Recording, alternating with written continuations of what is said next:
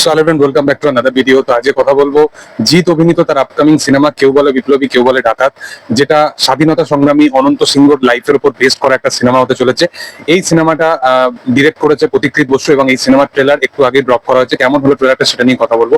দেখো, জিতের লাস্ট যে কটা কাজ এবং সেই কাজগুলো বক্স অফিসে যেরকমই নাম্বার আনুক না কেন, বাট কন্টেন্ট ওয়াইজ যেরকম কাজ সে ডেলিভার করেছে, মানে তার ধারের কাছেও সেরকম কোনো অভিনেতা নেই যারা ওই লেভেলের কন্টেন্ট ডেলিভার করেছে। সেটা চেঙ্গিস বলতে পারো, বা কাকিদা বেঙ্গল চ্যাপ্টার বলতে পারো, বা এখন কেউ বলে বিপ্লবী কেউ বলে ডাকাতের মতো কাজ বলতে পারো।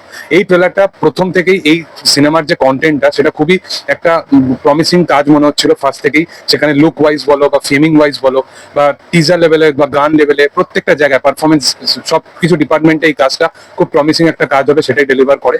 ট্রেলারটাও কিন্তু একদমই সেই লেভেলটাকে কিন্তু টাচ করে রেখেছে। প্রথমত বলে রাখবো যে একটা 1930 দশক, মানে অ্যাকচুয়ালি অনন্ত সিংহ বলতেই আমরা যেটা বুঝি যে অস্ত্রাগার যে লুণ্ঠন হয়েছিল সেই সময়ের কাজ, মানে সেই সময়ের কাহিনী। তো 1930 দশকের যে মানে ইন্ডিপেন্ডেন্স ডের আগের যে ওয়ার্ল্ডটা, সেটাকে যেভাবে ক্রিয়েট করা, সেটাকে যেভাবে বিল্ড আপ করা, সেটাকে এত সুন্দরভাবে তারা সাজিয়েছে, যে ওয়ার্ল্ডটাকে তারা ক্রিয়েট করেছে, লোকেশনটাকে তারা যেভাবে ক্যাপচার করেছে, সেগুলো দুর্দান্ত।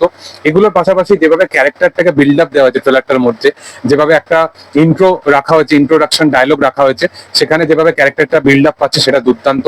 এবং জিৎ অ্যাজ এ পারফর্মার আমরা বারবার দেখে এসেছি যে অ্যাজ এ অভিনেতা হিসাবে এই কারেন্ট টাইমে তার মতো অভিনেতা খুব কমই আছে। তো সেহেতু এই কাজটাকে প্রপার জাস্টিফাই যদি কেউ করতে পারতো তাহলে সেটা জিতই একমাত্র ছিল।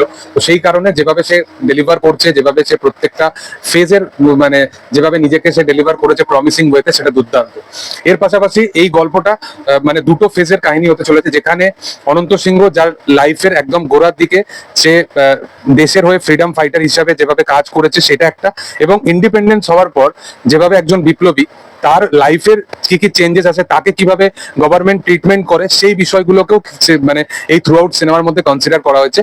তো প্রত্যেকটা ফেজকে দেখানো হয়েছে আলাদা আলাদা ভাবে ট্রেলারের মধ্যে, যেটা দেখতে বেশ ভালো লাগছে।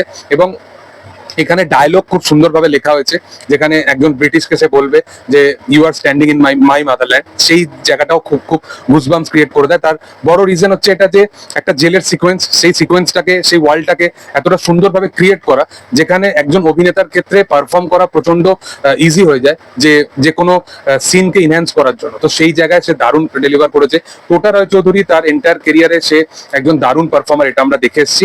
এখানেও তার যে ক্যারেক্টারটা যেভাবে সে প্লে করবে এবং জিৎ ভার্সেস টোটার যে একটা ক্লাস দেখানো হবে, সেটাও দুর্দান্ত।